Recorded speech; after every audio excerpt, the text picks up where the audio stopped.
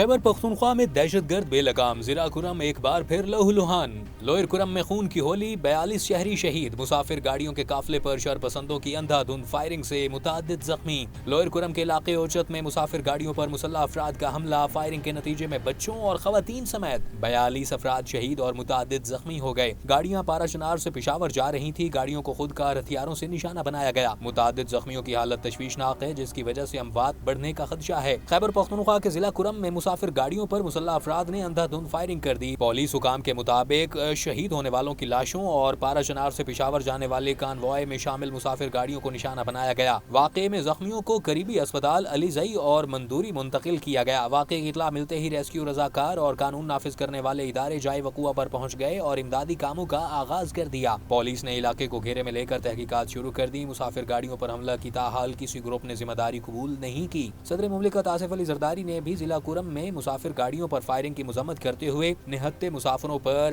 حملہ انتہائی بزدلانہ اور انسانیت سوز عمل قرار دیا۔ شہریوں پر حملے کی ذمہ داران کو کیفر کردار تک پہنچایا جائے۔ واقعے کے بعد وزیر داخلہ محسن نقوی نے وزیر اعلیٰ خیبر پختونخوا علی امین گنڈا پور سے ٹیلی فونک رابطہ کیا اور خیبر پختونخوا میں دہشت گردوں کے حملوں پر اظہار تشویش کیا۔ دونوں رہنماؤں نے دہشت گردی کے خاتمے کے لیے مشترکہ کوششوں پر اتفاق کیا، جبکہ وزیر اعلیٰ خیبر پختونخوا نے سیکیورٹی صورتحال پر مزید روابط اور اتفاق رائے پر زور دیا۔